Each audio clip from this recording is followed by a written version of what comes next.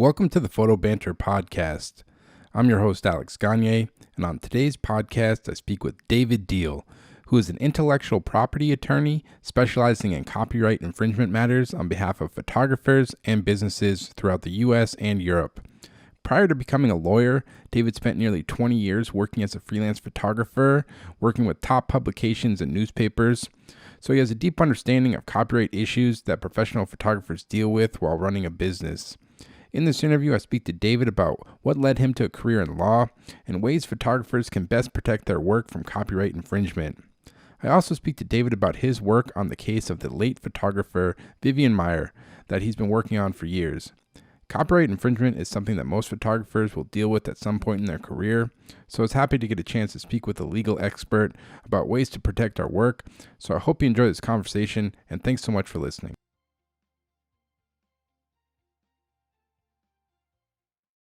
All right. Well, David Deal, welcome to the podcast, man. Excited to have you on. Before we start recording, like I said, I discovered your work probably 12, 13. When did you publish your baseball book? The Prospects was published in 2001. Okay. I think I bought it when I got out of college around 2008 or 2009. And I loved your work, all the editorial portrait stuff you've done. And when I discovered you became a lawyer, I was like, oh, wow. So I was just kind of interested to talk to you, how you kind of made that transition and everything you're working on.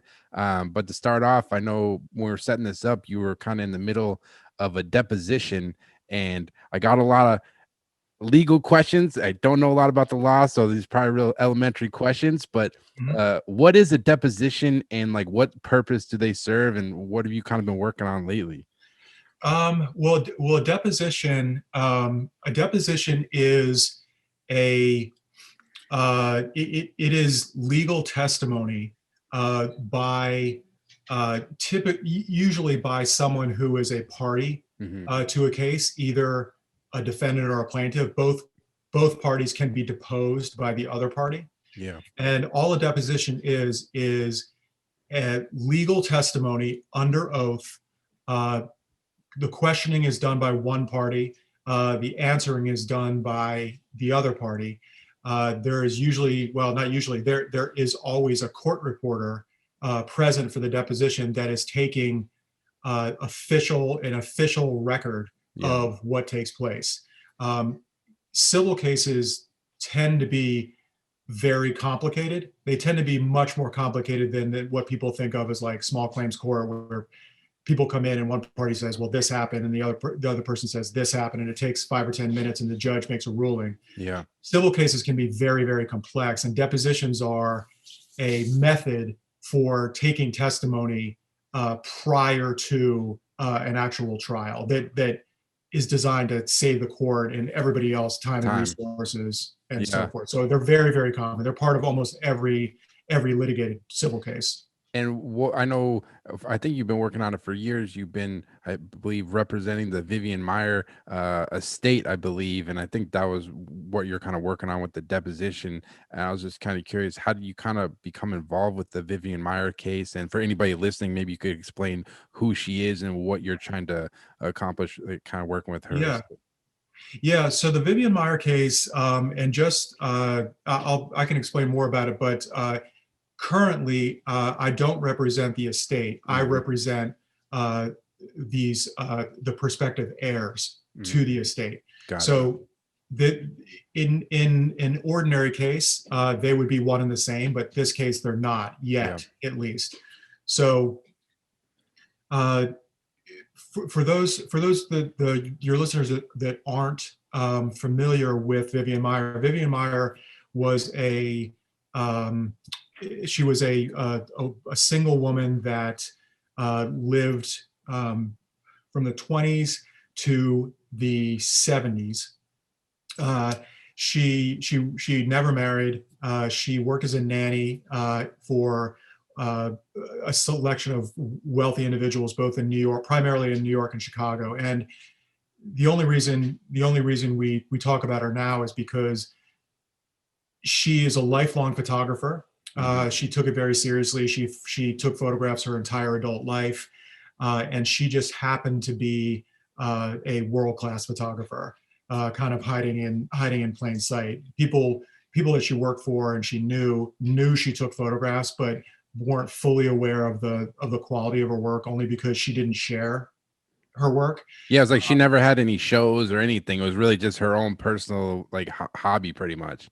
Yeah, and she had really good equipment. She took it very seriously. She didn't formally study with professional photographers, but she certainly accessed their work. Hmm. And not only did she not show people her work, but a certain percentage of her work over the course of her adult life she never even processed. Yeah. So she shot medium format. So she shot 120 format rolls of film. And at the time that her work was discovered, a certain large percentage of it was still in undeveloped form. So there were thousands of rolls of film that she had shot and never had processed. So she never even got to see a percentage of her work. Have those since been processed, or whoever has Yeah. control? Yeah. So her story has all these equally interesting layers to it, and one of them is that she died destitute, without family, Mhm. and years later, individuals purchased her unpaid for storage lockers where she kind of stored all of her belongings. She was a bit of a pack rat, and she didn't throw a whole lot of things out. She kept newspaper articles, and obviously she kept her film and her prints and so forth. But a couple individuals stumbled upon her work at an unpaid storage locker auction, and they were smart enough to determine that it was worth saving, and the images were, not only good, but kind of world class. And so it's been a long process, but the photographs made, the images and the negatives ended up in the hands of individuals who knew who they were, took really good care of them, and have been systematically both processing the previously unprocessed film, as well as making world class silver gelatin prints out of the original negatives. Yeah, it was really interesting because then there was like a whole documentary about her work and everything. And I don't know if this applies to photography, but I know like in real estate, there's a term like if there's a property that this is this vacant, it's just been sitting there, I believe you can put a lien on it, and you can basically, if it's just there, I think there is a legal action. I could be wrong to actually take ownership of that property. How did that work? Because I know it was, I think John Maloof and a couple other Yeah, people were the ones who discovered the photos in yeah, auction. So like, how does yeah. that work? It's like, Yeah, the legal issues in the case are fascinating, and that's originally. I mean, I was immediately drawn to the case, because it's photography and because it's really good photography. But I first became aware of the case when I was in first year in law school. So it was just kind of this perfect combination of law and photography, and why I was first so drawn to it. So what you're referring to property wise, yeah, real property wise, meaning real estate or homes or buildings, is something called adverse possession, yeah, which it's a state law. States have different versions of it, but essentially it's if the correct property owner,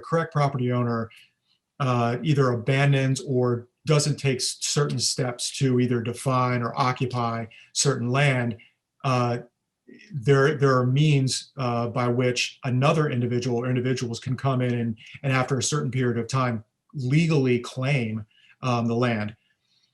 There's no such thing when it comes to intellectual property. mm, So the fascinating legal issue in this case is what happens in a case where someone like John Maloof, and I'm going to use John's name just because he's the person that ended up with the overwhelming percentage of her work. yeah, So what happens when a person like John Maloof legally acquires the physical manifestation of original works? So he he properly legally purchased her negatives and prints and belongings. There was a lot of clothing in there and receipts and newspapers, but so forth. But the part that matters is the intellectual property. What happens when someone is the legal owner of the physical property, but doesn't own the copyright to that original. That's the issue in this case,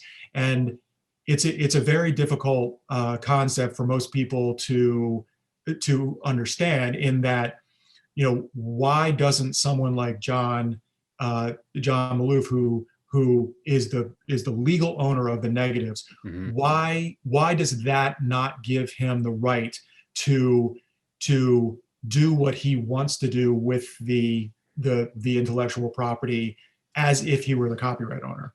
It's a hard concept to understand, but he doesn't have that right.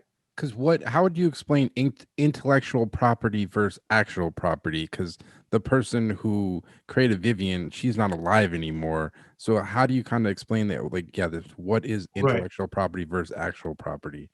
Right. So intellectual property is really everything that's separate from any other kind. I mean, so there's real property, which is real estate and housing and so forth. There's personal property, which is your belongings, your clothing, your cars. Intellectual property is a section, a part of property, but it's distinct in that typically copyright to intellectual property is transferred or assigned or passes from the copyright holder to somebody else in different ways than all other property. So intellectual property vests at the time of creation. There's more technical terms in the copyright statutes, fixed in a tangible medium. So as soon as an original work, whether or not it's a photograph, sculpture, a painting, a choreography, as soon as it's fixed in a tangible medium, it is copyrighted in the name of the author. And the author is the name given to any creator. Any original creator of original work is deemed to be an author for purposes of intellectual property. So once that takes place, there are only a certain number of ways that intellectual property can be transferred or assigned. Like real estate, intellectual property, and specifically copyright, can only be transferred by written instrument. So, for example, if you take a photograph and tomorrow you post it online and someone looks at it and they approach you and say, not only will you sell me a copy of this print, but I'd like to purchase the copyright as well. Yeah. And you say, great, send me $1 and the copyright is yours. That's not a valid transfer or assignment of copyright. It has to be by written instrument. And so and this is an issue that all of us deal with. It only matters in the case where the intellectual property, typically where it's valuable. So you and I both have, we're both the copyright holders of hundreds, if not thousands of works, all the photographs you've taken, all the little doodles that you've made, all the poems and the short stories or the essays that you've written are your intellectual property. Yeah. So in this case, intellectual property and physical property are two distinct rights.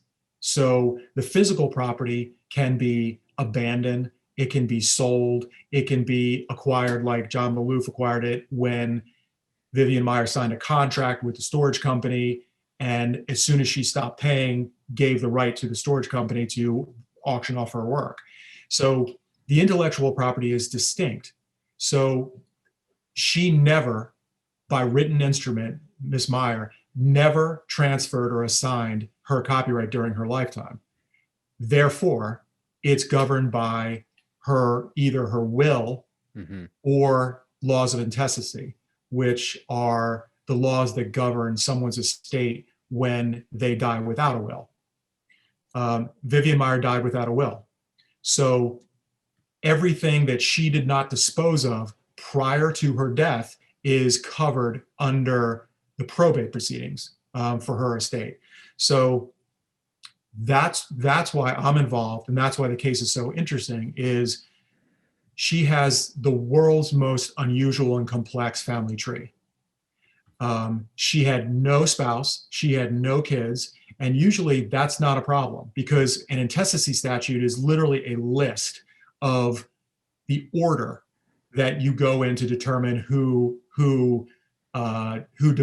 divides up, who the beneficiaries of someone's will. There are all kinds of levels at which a probate court uses to distribute an estate. They go somewhere along, every state is different, but somewhere along the lines of, if the decedent died with a spouse and kids, the decedent's estate is divided 50-50 or 25-20, whatever. If there is no spouse or no kids, it goes to parents and siblings. If there's no parents and siblings, it goes to grandparents and great uncles and their so forth. Most intestacy statutes are exhausting. They provide all of these levels at which an estate can be distributed, almost to the point where it's impossible for there not to be someone that can take under the statute. It usually doesn't get past the first or second contingency, because most people have spouses, most people have children, most people have parents that are alive, most people have aunts and uncles and children. Miss Meyer, despite having an incredibly large extended family, none of those applied. Yeah. So we had to keep on going, literally, figuratively, up and up and up. So we had to go to siblings, their children, parents, aunts and uncles, their children, grandparents, their siblings, and down. So now, after 7 years, we're 99% there, but we're not 100% there. We still don't know exactly. And do you have to basically prove that you went through the steps? Like, you tried to find this person. Like, you can't just show the court like, hey, I found some cousin, that was the first person I talked to. You have to show that you went through the steps. Like, I tried to find brothers, sisters, then I tried to find grandparents, and you kind of have to show that you at least exactly. Yeah, exactly. And not only that, not only do you have to show you did the work, you have to eliminate every potential avenue there is for there to be an heir. We have to either find that heir and make a case that person qualifies under the intestacy statute, or eliminate the person. Yeah. So it's not good enough that we can go to the court and say, well, we've located one heir or two heirs or something like that. We have to go to the court and say, this is the entire scope of the family tree. This is every single person that is potentially involved based on the intestacy statute. And we've eliminated every single person but these 2 or 3 people using the records at our disposal, meaning that person didn't marry, this person didn't marry, or did marry and had kids, and those kids, are dead and didn't. We have to eliminate every single potential avenue. And that's why it's taken so long, and so much time and effort has been expended. And what's your goal now? Is it to get the heirs that you're working with? Is it to get both the copyright and the physical objects back, or is it just to get the copyright, or what's your kind of end goal with this case, I guess? It's the goal right now is to have the heirs formally declared heirs by the Cook County, Illinois probate court. So there are a number, I represent a number of individuals and one estate that are prospective heirs to the case. Based on our genealogical research, we have determined that all other potential avenues are not open possibilities. There are only a limited number of individuals left. We believe they're the sole heirs. There are 2 on the mother's side of the family. There's 7 on the father's side. We believe they're the sole heirs. And so we're before the court right now. We're maybe one step away from having a formal evidentiary hearing before the court, but in the end, we're asking the court to accept our evidence and declare the individuals and the one estate that we've identified as the heirs to Vivian Meyer's estate, have them declared as heirs. That doesn't give them any right to the physical prints or negatives. That ship has sailed. Yeah. Whoever was a legal buyer of that physical property, unless they want to sell them to the estate, there's nothing that can force them to do that. it's all about being recognized as an heir, and therefore being in control of the copyright. The Yeah. copyright is still with the estate. Yeah, because like at this point, because anybody you can go online, they've printed several books of Vivian Meyer's work. They did the documentary. I believe Howard Greenberg, who's like one of the most like prolific photography dealers, I think he deals Vivian's work at this point. He So, does. so if the hairs are recognized in court as the actual hairs, does that so then going forward, ideally, then no one would be able to like print books and do movies and stuff like that without their like written consent, right? Well, it's even more complicated than that. Wow. So the estate is this. It's not a person, but it is an entity Hmm. that currently is in control of the copyright. Yep. So an estate, after anyone dies, there's an estate created by the state in which the person died. That estate remains open until it's closed, until a probate court says, okay, we know what happened here. The person died on this date. He or she had this property. We know through either a will or intestacy or whatever mechanism, we know where all the property is supposed to go. Hmm. And the administrator has done the job of an administrator in this court, and given in correct percentages and correct portions the property of the decedent to the heirs or other beneficiaries. Once that takes place, the estate is deemed to be closed. The estate right now, Vivian Meier, is open. So as long as it's open, it needs someone to act as the administrator. When there is no proper administrator by law, a body called the Public Administrator's Office, every state has one. It's a government entity, a government division that administers estates that otherwise cannot be administered by an individual or an organization. So right now, the Public Administrator's Office of Cook County, Illinois, is administering the estate of Vivian Meier, and they have control over copyright. Wow. And over the last couple of years, they have determined, and they have the right to do it because they're the administrator. They have, at least with Mr. Maloof, they have made an agreement where, in exchange for a certain percentage of the proceeds of the exploitation of the copyright by John Maloof, John Maloof gets to keep some of it, but some of it, percentage of it, goes into the estate, and the estate is not going to give Mr. Maloof a hard time about copyright. Wow. So there's been some kind of agreement. We don't know because it's under seal now. Yep.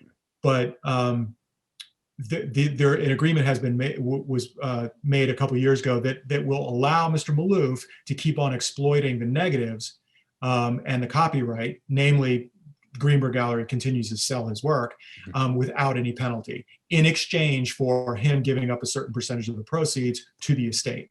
Wow. So there's just every time you see a book, like Vivian Meier, I'm looking at Amazon right now. She's got different books from some publishers, or when Greenberg sells a print, there's money that's just sitting in a bank account somewhere that the Illinois, I forget who, yeah, they say, and it's just sitting there. And that's right. That's wow. right. It'll go in, and the Public Administrator's Office, like any administrator of any estate, has a fiduciary duty to do what's in the best interest of the estate, and to for in a non-legal term, look out for the assets of the estate. So yes, there is money in the estate right now that the public administrator is looking after. Wow. So on the subject of books, and so there's a certain percentage. The agreement between Mr. Maloof and the Public Administrator's Office wasn't struck until a couple of years after the estate was opened. So anything that took place before that by someone other than John Maloof, who has not entered into a similar agreement with the Public Administrator's Office, was violating the copyright. Wow. So anybody else that was making and selling prints, publishing books, and there are a number of other individuals other than Mr. Maloof that have exploited the copyright, they've done so in violation of federal law. Yeah. Well, that's interesting. It's an interesting story, man. Like anybody definitely go check out the documentary Finding Vivian Meyer. It's wild. This her whole story and this how because now after she died, like her photos have made millions of dollars from those books and prints, and it's pretty wild. But in terms of like copyright, this is something as a freelance photographer myself. I know we talked a couple weeks ago about this. Is how do photographers protect themselves, protect their work? I know there's the U.S. Copyright Office where you can send batch photos to copyright your work. If is your work, do you still own the copyright if you don't submit it to the U.S. Copyright Office, or how does that work?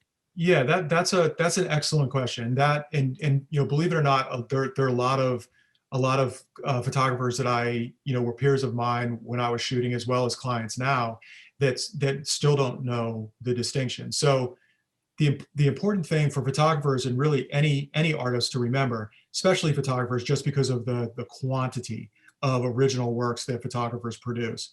Every time you click the shutter, every time something is recorded either in negative form, print form, or digital form, you are creating a separate and distinct copyrighted work. Mm-hmm. Period. Whether or not you do anything else with those images. The copyright vests in the author the moment it's created. Whether or not an author chooses to register their works with the Copyright Office does not affect copyright. It doesn't affect the author's copyright in the original work. All it does is by registering original work with the Copyright Office, it gives the author the right. The most important thing is it gives them the right to file suit in U.S. District Court for copyright infringement. That is a prerequisite for being a plaintiff in a copyright infringement suit. You have to have a registration. It is not good enough to be able to show that you're the author and you're the copyright holder. Yeah. That law changed 2 years ago. Prior to 2 years ago, there was what's called a circuit split, which means that a certain percentage of the U.S. District Court circuits, which is federal court, disagreed on the rule for registration. There was the application rule, which some district courts said, as long as you have applied, not necessarily received a completed registration, as long as you have applied for registration, you can file suit. The registration rule stated that you must have a completed registration in order to file suit. The Supreme Court weighed in on it almost 2 years ago, just about 2 years ago. They unanimously said, we are now going by the registration rule. So in order to file suit, a photographer has to both apply and receive a valid registration for copyright. The other thing that the very close second in the importance of registering your work is that depending on the date of registration, you have two options instead of one option when it comes to enforcing your copyright.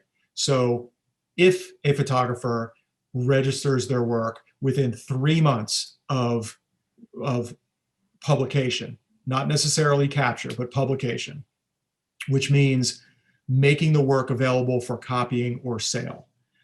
So within 3 months of publication, the most obvious example is posting some work to a commercial website.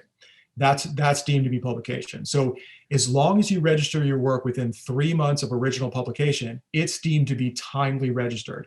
And that's a legal definition that entitles you to actual damages, either actual damages or statutory damages under the federal statute. Statutory damages are an incredibly powerful tool because they don't require a plaintiff to prove actual damages. They are statutory by nature. They are defined by the statute, and they start at $750 per incident, and they go up to $150,000 per incident, depending upon the willfulness of the infringer.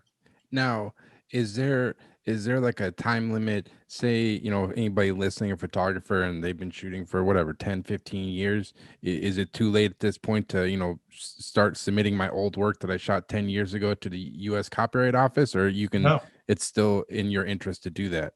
it's absolutely it's absolutely in a photographer's interest to do that. There is no time limit on registration. You lose by waiting more than 5 years. You lose the presumption of validity. Hmm. So if you have registered a work 5 years following the original publication, you lose the presumption that on its face the a completed registration is valid. That doesn't mean that it's not valid. It just means in the court of law you lose the presumption. Yeah. So also, something is deemed to be timely registered if the registration date occurs before the infringement date. So it absolutely is in a photographer's best interest to register their work late or now, too late or years after they originally completed their work. As long as you register your work from that point on, if someone infringes upon your work, your work is deemed to be timely registered. So there's no reason not to do it, and it is so cheap compared to the potential legal benefit you get out of Yeah. it. It's every photographer should do it. Yeah, I think you can submit like up to like 5 or 700 for like, I think it's like $40 or something like that. It's not Yeah. too crazy, I don't think. Another thing, I mean, I think it's interesting to talk to you because if for anybody listening, David is an accomplished photographer himself. I think he spent 20 years photographing like editorial, photographed a lot of like big politicians and stuff. And I think the thing that I struggle with, and probably a lot of photographers, because for the most part, most photographers aren't making a lot of money. If you're shooting editorial, a lot of times you're making $500, $1,500 if you're lucky on assignment. When should you like contact a lawyer if you run into one of these situations? Because how do they? Because if you're only getting paid $400 for your photo, how do the courts determine what it's worth, and when is it worth your time, effort, and money to contact a lawyer to actually go after someone who has unlawfully used your photo, I guess? Yeah, that's a really good question. So um, if a photographer, I mean, for one, if a photographer is a working photographer, and that's not the only reason, but if a photographer is a working photographer, there is inherent value in your work Hmm. because as we both know, if working photographers, now the business model has changed a little bit over the last 10 or 15 years, but for the most part, if you're a working photographer, your business consists of at least a portion of third parties identifying your work in some manner, Hmm. and licensing your work, coming to you either by assignment, saying we want you to shoot these images, and part of our arrangement is going to be kind of first take on your images, and we're going to license them for one issue of our publication or whatever. That's the business model. That's the traditional business model of a commercial photographer. So when an infringer copies your work without license or permission, Hmm. they are depriving you of what would have been a commercial license. Yep.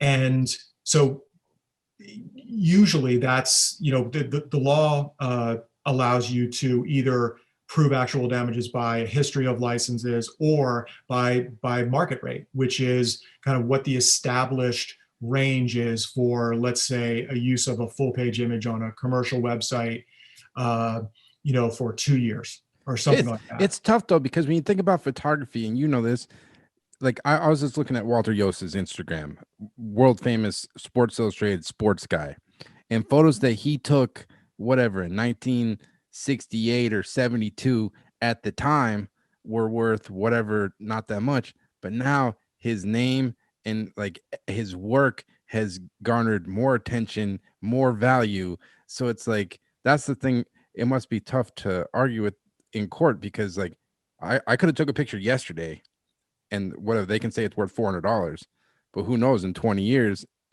it can be Right. worth more. So that's like got to be the struggle. Yeah, and it's at the time of infringement. So it's if we're talking about actual damages, Hmm. we're talking about what the infringer would or should have paid for that image. Yeah. And keep in mind too, an infringer doesn't get the benefit doesn't get the benefit of either getting caught early or kind of asserting that they really don't have very much web viewership or so forth.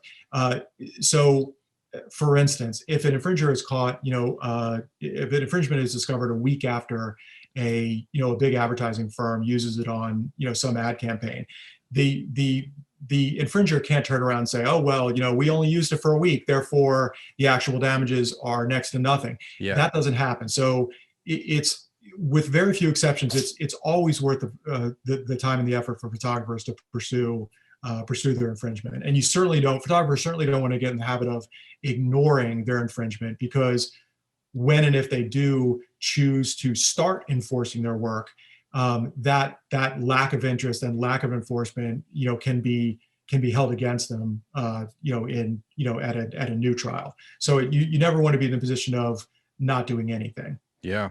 Yeah, it's tough.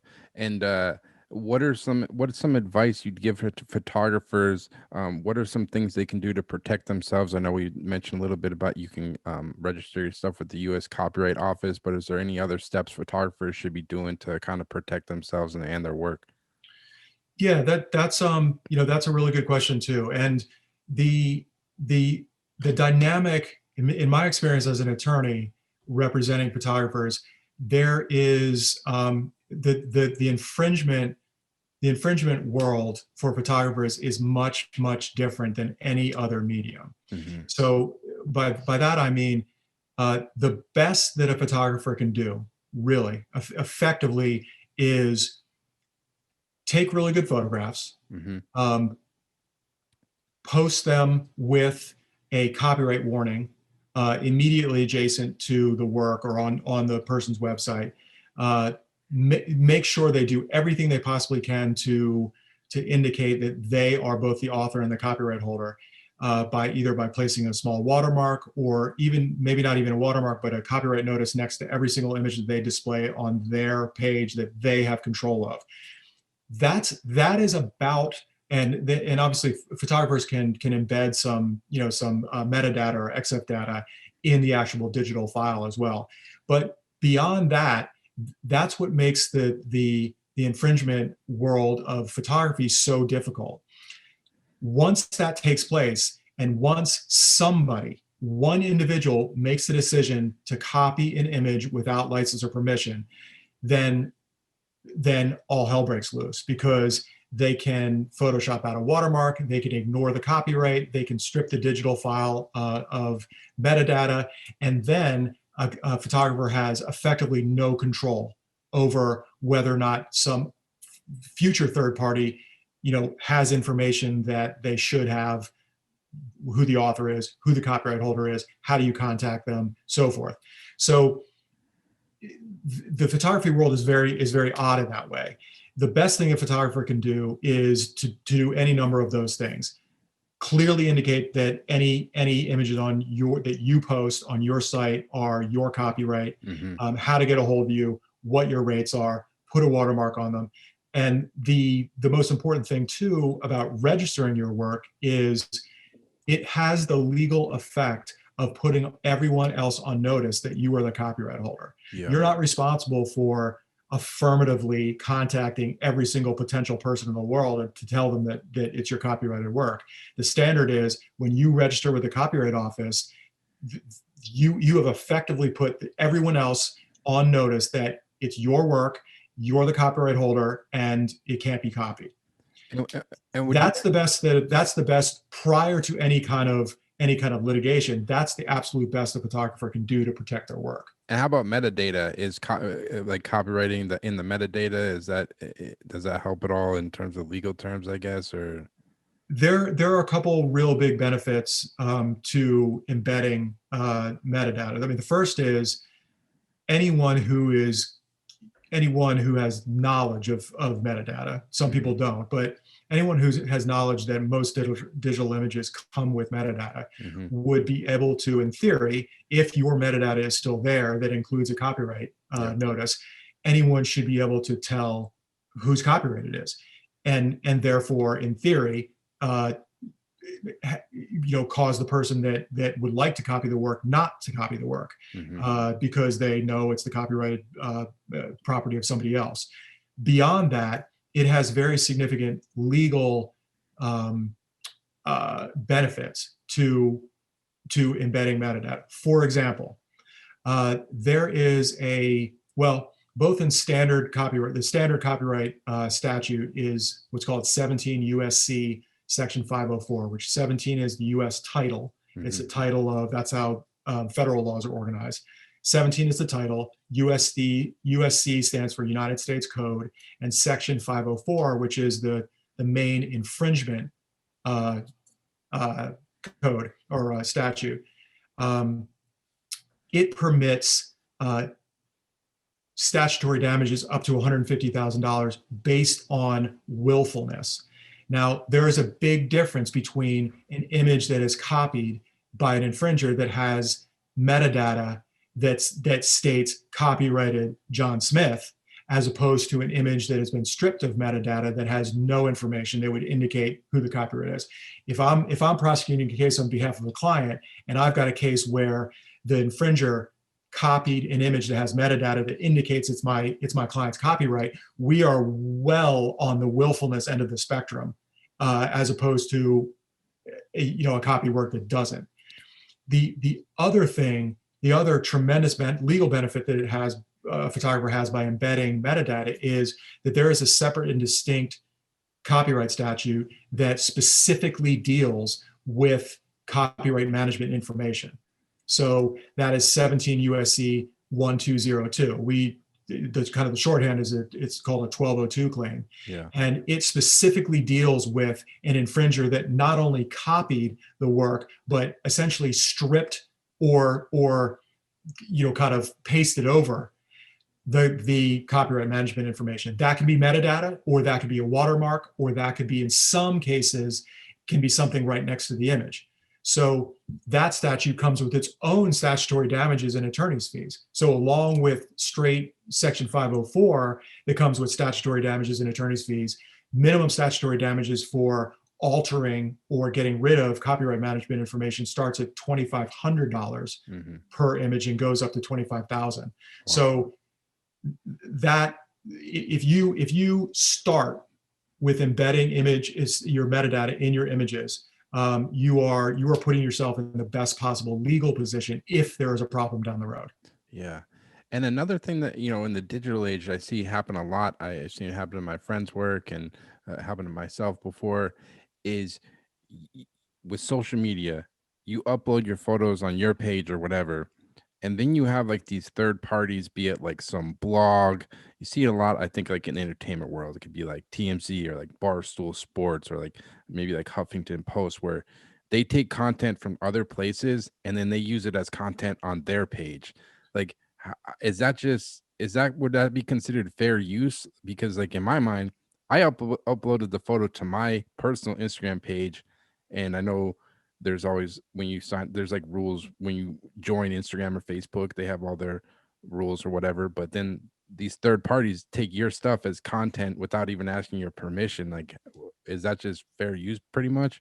Right. So there are a couple different things going on there, and it's depending on the facts of each specific case, it just depends. The first thing that you mentioned concerns the DMCA, which is the Digital Millennium Copyright Act, which is the last major overhaul or addition to the Copyright Act. And what the DMCA set out to do, the DMCA has been interpreted over the years to mean different things, and it's definitely been, courts have definitely interpreted to be more generous toward service providers. Service providers, I use that in quotes, service providers is the legal term the DMCA uses to define third parties that are not liable for infringement by copying certain images under certain circumstances. So, for example, service provider, a traditional service provider would be your internet company that the only way that they can transmit information is to store it in a server and to technically make a copy of it. Mm-hmm. The DMCA was put in place to shield companies like that from liability because, in effect, they're not doing it. They're not doing it to display the image. They're doing it as a service to both parties that are on either end of the transfer of information. So, if a company qualifies and meets the legal definition of a service provider, then anything that passes through their network and is stored on their servers is not liable to copyright infringement, and that includes being displayed on their website. So Huffington Post is a perfect example. That is the classic example of a company that qualifies for DMCA protection, given they satisfy all the elements. The first one is they have to, in very broad terms, a service provider must be a neutral party. Mm-hmm. So they must not exert any kind of control over the content, the cropping, the editing of any kind, or the selection of images that are displayed on their site. So Huffington Post is a kind of a clearinghouse for other people's work. So all they do, the Huffington Post sits back and they say, well, we don't have anything to do with this content. All we're doing is creating a platform. Yeah. Therefore, the infringement issue is not with them. It's with the third party that uploaded the information to Huffington Post. So the other part of your question is, like, if you put something, there is definitely a distinction between you as a photographer publishing something to your commercial website mm-hmm. and publishing it to Instagram yep. or Facebook that have terms that purport to strip individuals who upload their work, specifically photographs, to their platform of the copyright. Mm-hmm. Basically, if you read the terms, it purports to, and it's still an open issue whether or not the terms are, can be enforced, but they at least purport to give away your copyright that to the platform, not to third parties. So yeah. When a third party comes and copies somebody's work from Instagram or any other social network, they're still committing copyright infringement. It's just those terms are only protecting the platform. Mm-hmm. And if I'm not mistaken, I think most terms of social media say, well, we can use it for whatever we want. So once you upload something to our platform, we can use it for whatever we want.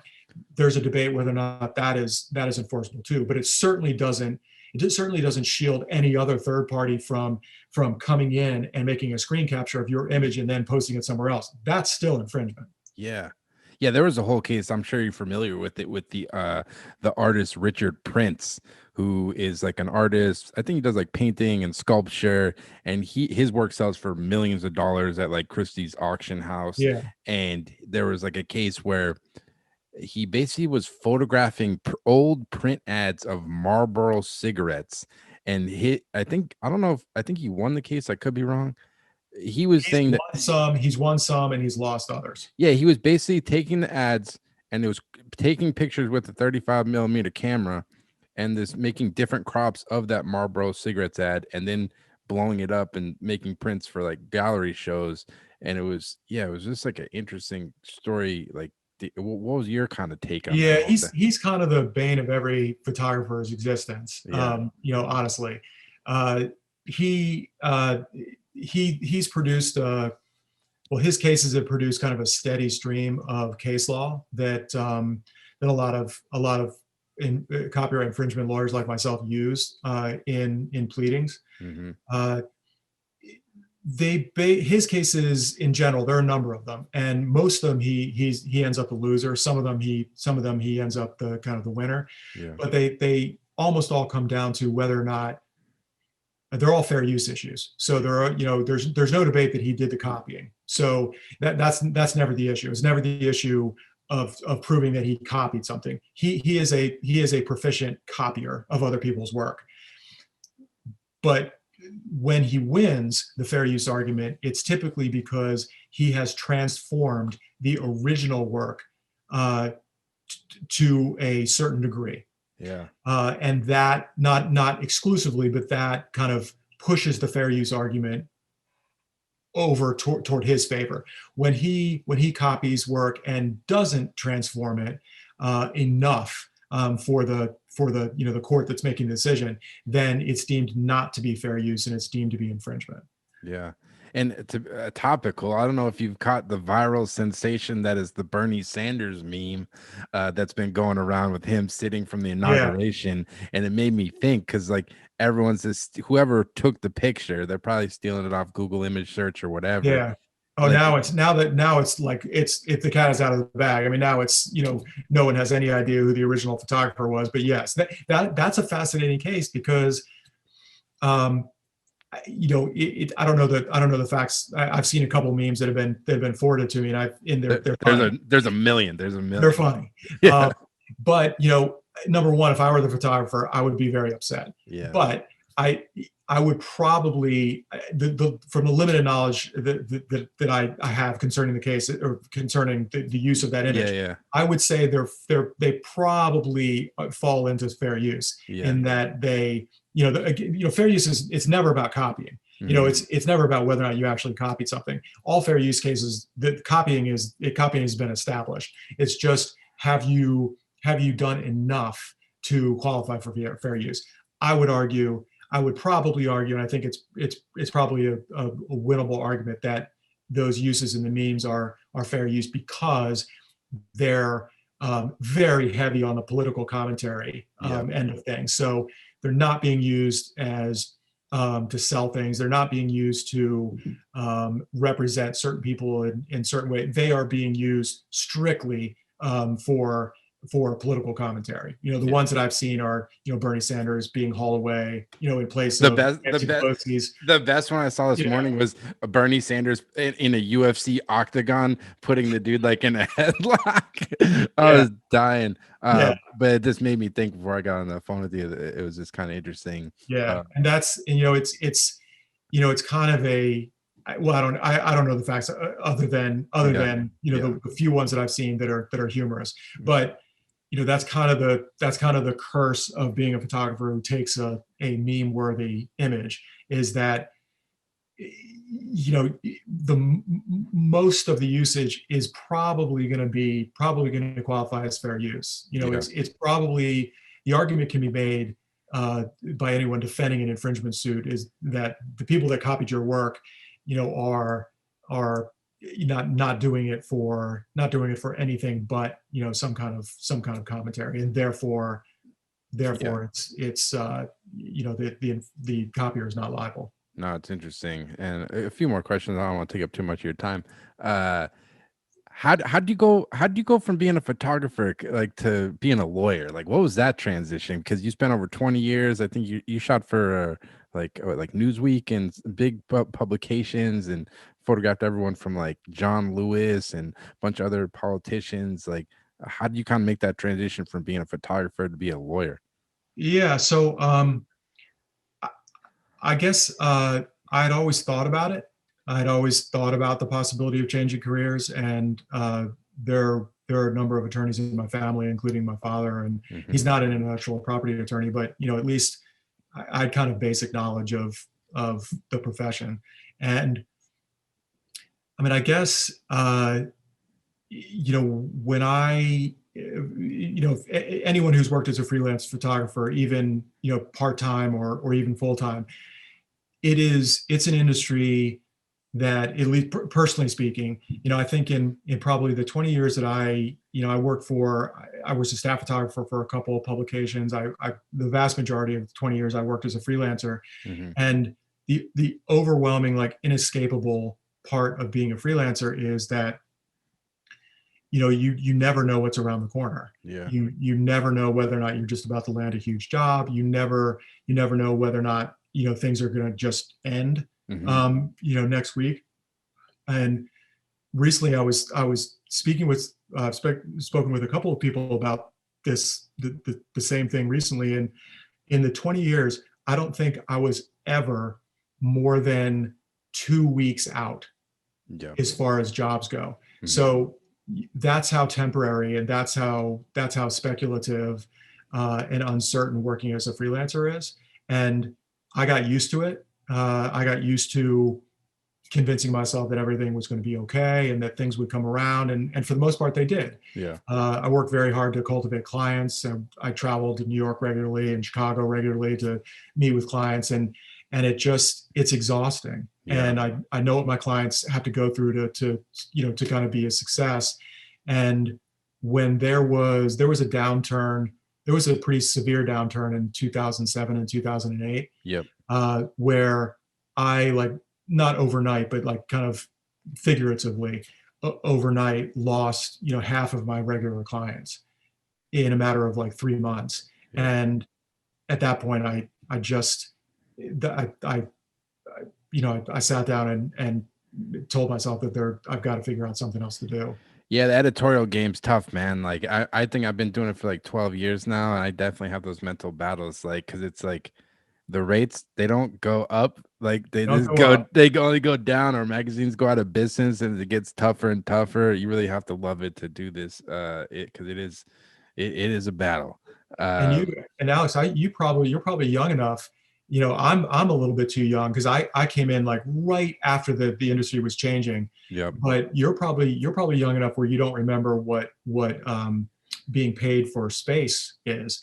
So editorial photographers used to get paid for space. So if you took a shot, if you took an assignment, you were hired for an assignment, you went out and completed it, and the publication really liked your work, they could run kind of differently than how it works now. Yep. If they really liked your work and said, oh yeah, by the way, your work is great, we're going to put one image on the cover, one image on the contents page, one image is a full page as leading off the article, and a couple of small ones, you got paid separately for each one of those placements.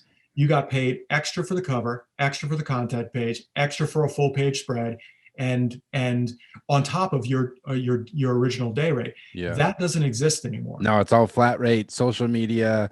Yeah. I love the line you get in contracts where it's like everything's perpetuity, but then they're like, we can use it on technology that doesn't even exist anymore. That's right. I'm like, right. What? That's right. Yeah. So it is not an even relationship now. I'm not sure if it was ever an equal relationship, but right now it is absolutely in the favor of the clients who hire freelancers. And it's just, I respect my clients quite a bit that have learned how to change their business model and to stay in business and to thrive. Yeah. But I just, I wasn't willing to take that risk. No, definitely. And is there like anything you feel like you learned from the years of being a freelance photographer that's kind of helped you in like your new career as a lawyer? Yeah. I mean, that's I do feel like I'm in a fairly unique position in that, as of right now, I have more time as a freelancer than I do as an attorney. Mhm. And yeah, I mean, the overwhelming kind of benefit that I got was that my clients almost to the person would rather not spend any time tracking down infringers. Yeah. And that was the same when I was shooting. I was aware of people misusing my work, but the idea of not not shooting and not putting my efforts and time into cultivating new clients or making existing clients happy or thinking about things that I could shoot and potentially sell to clients, and having to replace that with the stress and the money and the time of tracking down people that had stolen your work, that's an exchange that most photographers aren't willing to make. And so I'm certainly aware of that kind of thing and try to not bother my clients as much as as much as I can Mhm. to permit them to work instead of dedicate their time and resources to worrying about infringement matters. Yeah, and I would imagine that your years of working as a photographer, and I'm sure you ran into situations where people use your work, infringe on your copyright. I'm sure your clients, they trust you because you spent those 2 decades of like doing what they do. Like you actually understand what it's like, and you have that perspective versus some lawyer that didn't actually have that career prior to being a lawyer. You know? Yeah, it helps when I make legal arguments as well. Oh, I mean, really? it helps that I know all the terminology, and it helps. It just helps when I'm making legal arguments because I can without preparing and without kind of studying and without doing anything, I can put myself in their position and as best as I can describe kind of what it's like when your work appears somewhere that you haven't authorized and you didn't get paid for it. And it's just it makes the my interactions with my client as well as courts and opposing parties just much easier because I'm familiar with the landscape. Yeah, definitely. Well, David, man, I could talk to you for 3 hours. I got like 9,000 questions, man. But I thank you for taking the time to come on, man. And like I said, I was a fan of your work before you're a lawyer, man. I got the signed copy right here. I got it right here. That's too funny. Yeah, right there, man. That's So awesome. yeah. But yeah, I can't thank you enough for taking the time, man. And I guess if any photographers listening, if they ever have any issues copyright wise, where's the best place to reach you, I guess? My commercial website is my name, which is daviddeal.com. No spaces or anything. DAVIDDEAL.com. Everything's there. Welcome to visit the site. Perfect. Well, we can leave it there, but thanks so much, David. You're very welcome, Alex. All right, take care. Okay. Bye. So there you have it. That was the David Deal interview. I just want to thank David so much for taking the time to come on the podcast. I know I learned a lot. As a photographer who's been doing this for a long time, I've run into many situations where my copyright has been infringed, and I know I felt lost and didn't really know what to do. And getting to talk to someone who not only knows the law, but has a deep understanding of photography and was a professional photographer himself for nearly 2 decades, I know I just learned a lot, and can't thank him enough. If you ever have any issues with copyright or questions or looking for a lawyer or things like that, definitely reach out to David Deal. His website is daviddeal.com. He's doing amazing work out there, so definitely hit him up. But as always, I'll be having weekly podcasts every week on Apple Podcasts, Spotify, as well as the Photo Banter YouTube page. So definitely go check us out on YouTube. I'm also doing, for my 200th episode, which is coming up this Thursday, February 11th, I'm doing a giveaway with Sekonic meters. All you need to do to enter is go to the Photo Banter YouTube page, hit subscribe, leave a comment on the 200th episode giveaway video, and you'll be entered for a chance to win a Sekonic light meter, which I'll be announcing on February 11th. So as always, thanks so much for listening, and take care.